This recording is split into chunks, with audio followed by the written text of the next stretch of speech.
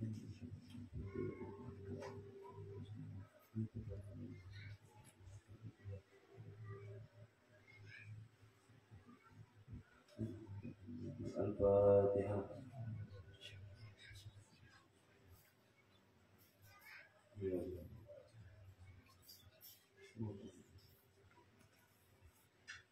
لا يرجون منه شفاعة صلوا عليه وسلموا تسليما.